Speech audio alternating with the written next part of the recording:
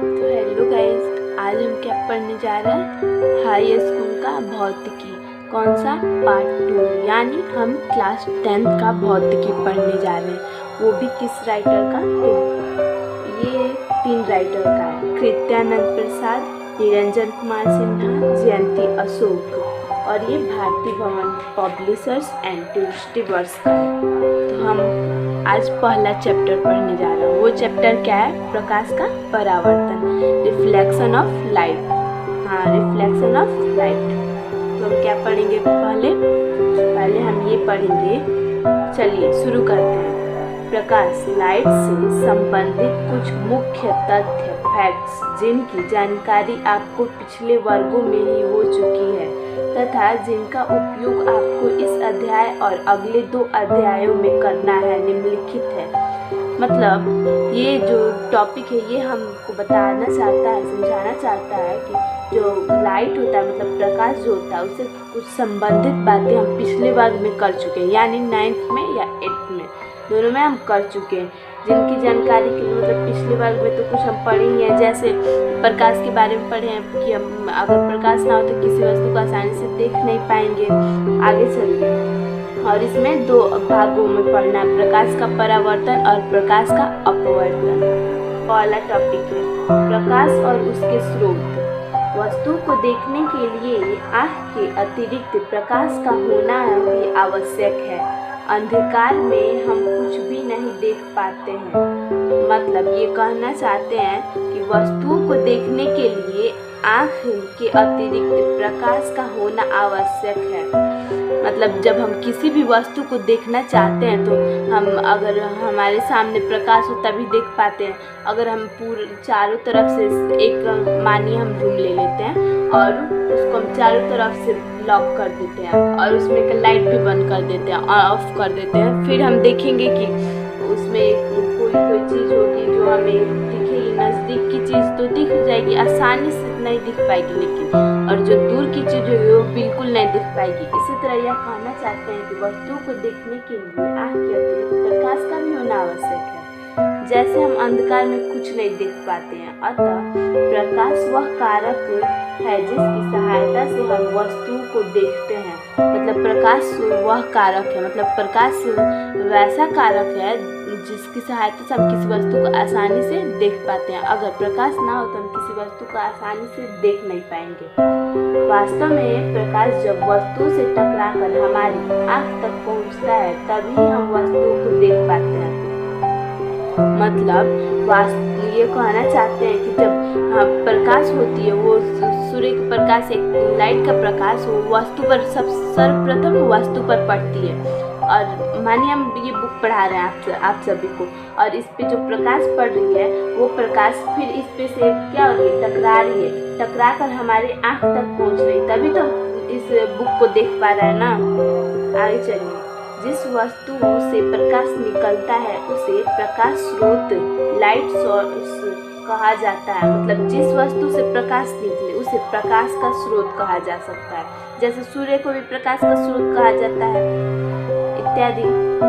कुछ प्रकाश स्रोत प्राकृतिक, नेचुरल हैं और कुछ मानव निर्मित, मैन मेड। मतलब कुछ जो प्रकाश स्रोत होते हैं वो प्रकृति में अपने आप से मतलब प्राकृतिक है, और कुछ हैं जो मानव द्वारा निर्मित किया गया। प्राकृतिक में हो जाएगा सूर्य और मानव द्वारा निर्मित हो जाएगा लाइट, ये सब हो जाएगा।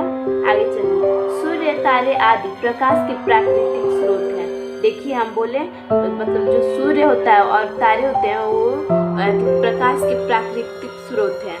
इनमें सूर्य हम पृथ्वीवासियों के लिए प्रकाश का सबसे बड़ा स्रोत है। मतलब जो सूर्य है वो हम सभी के लिए, जो पृथ्वी पर जितने व्यक्ति रहते हैं, उन सभी जीव जंतु रहते हैं, कोई भी चीज़ होती है, उन सभी के लिए प्रकाश सबसे बड़ा स्रोत है।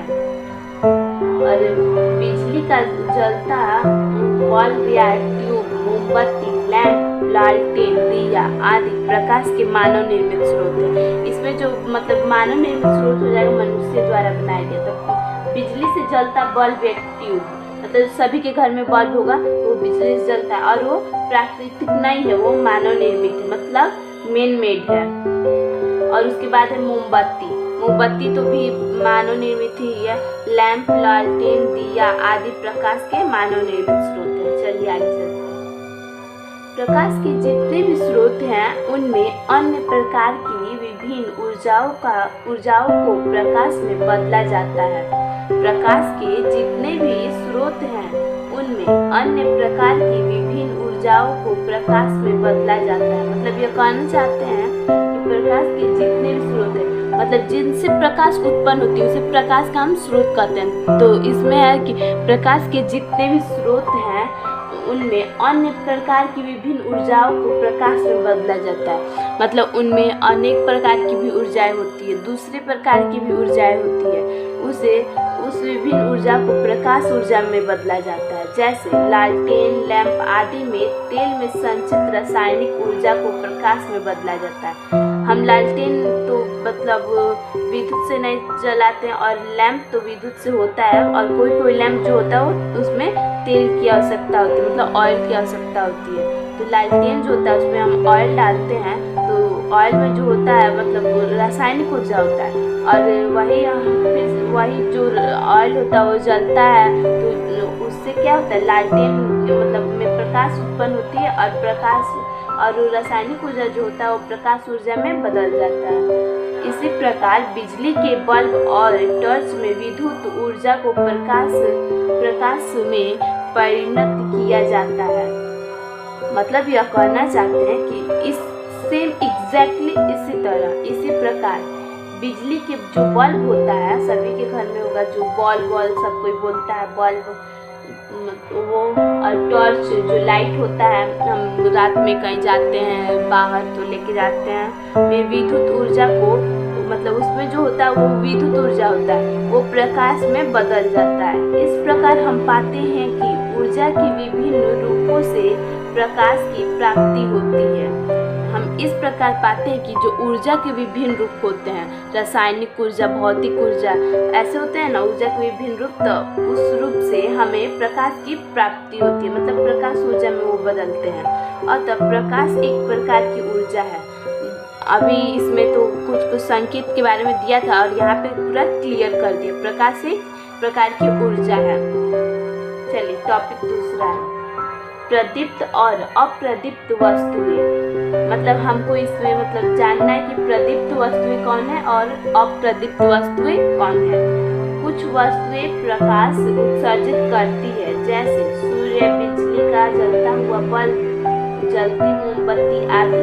वे वस्तुएं जो प्रकाश उत्सर्जित करते हैं प्रदीप्त या दीप्तिमान वस्तुएं कहलाते हैं। मतलब यह कहना चाहते हैं कि कुछ वस्तुएं जो होती है वो प्रकाश उत्पन्न करती है, मतलब उत्पन्न या उत्सर्जित एक ही होगा। मतलब वो कुछ वस्तु होती है जो प्रकाश को उत्सर्जित करती है और वो किसी वस्तु पर पड़ती है और उससे टकराकर हमारे आंखों पे आती है तो हम उसको देख पाते हैं। जैसे में हो जाएगा सूर्य, बिजली का जलता हुआ बल्ब और जलती मोमबत्ती। वे वस्तुएं जो प्रकाश उत्सर्जित करते हैं प्रदीप्त या दीप्तिमान कहलाते हैं। मतलब जो वस्तु प्रकाश उत्पन्न करेंगे, उत्सर्जित करेंगे, उन्हें हम प्रदीप्त या दीप्तिमान लुमिनियस वस्तुएं कहते हैं। कुछ वस्तुएं प्रकाश उत्सर्जित नहीं करती है, जैसे टेबल, कुर्सी, पुस्तक, पौधे इत्यादि।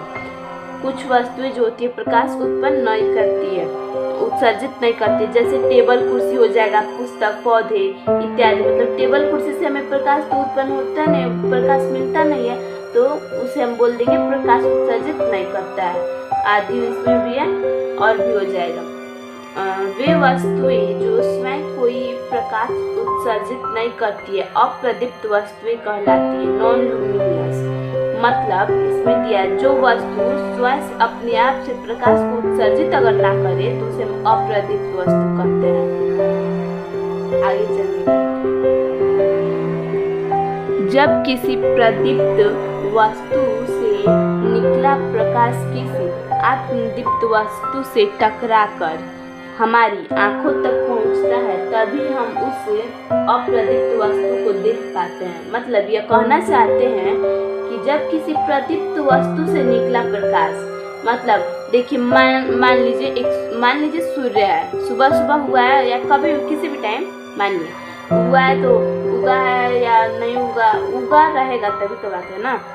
तो नहीं उगा रहेगा तभी भी चल जाएगा, क्योंकि बॉल होता है जब सूर्य ढल जाता है रात में, चांद आता है तो चांद के पास तो अपना प्रकाश होता नहीं है, तो वो सूर्य से कुछ प्रकाश लेकर वो चमकता है। तो हम अपने घर में रहते हैं तो बॉल का ही यूज़ करते हैं, दिया, लालटेन, लैंप, इसी सब का यूज़ करते हैं। तो इसमें दिया प्रदीप्त वस्तु से निकला प्रकाश, मानिए कि बॉल है, उससे जो प्रकाश निकल रहा है वो अप्रदीप्त वस्तु से टकराएगी पहले, मतलब जो टेबल कुर्सी है या अन्य चीज है तो उससे जब उस पर प्रकाश पड़ेगा तो उससे जब उससे टकराएगा और टकरा के फिर हमारी आंखों पर पड़ेगा, जिससे हम अप्रदीप्त वस्तु को देख पाते हैं। जैसे टेबल कुर्सी को हम देख पाते हैं। उदाहरण के लिए चंद्रमा का अपना प्रकाश नहीं होता है, वह अप्रदीप्त है। हाँ बोले ना, चंद्रमा का अपना प्रकाश नहीं होता है, वह अप्रदीप्त है। जब सूर्य से प्रकाश चंद्रमा पर पड़ता है और उस प्रकाश का कुछ भाग परावर्तित होकर हम तक पहुंचता है, तभी हम चंद्रमा को देख पाते हैं। मतलब जो सूर्य का प्रकाश होता है वो चंद्रमा पर पड़ता है, क्योंकि चंद्रमा तो अप्रदीप्त वस्तु है और जो सूर्य है वो प्रदीप्त वस्तु है, तो प्रदीप्त वस्तु से प्रकाश उत्सर्जित होगा। तो सूर्य से प्रकाश उत्सर्जित हो रहा है और चंद्रमा पर पड़ रहा है और प्रकाश का कुछ भाग परावर्तित होकर हमारी आँख होता है, तब हम चंद्रमा को आसानी से देख पाते हैं। अतः चांदनी चंद्रमा से आता प्रकाश, चांदनी को क्या कहते हैं, मतलब चंद्रमा से निकलता हुआ प्रकाश वास्तव में सूर्य का परावर्तित प्रकाश ही है। मतलब जो चंद्रमा का प्रकाश अपना नहीं होता है तो उसके पास जो जितना ही प्रकाश होता है वो सूर्य का ही परावर्तित प्रकाश होता है।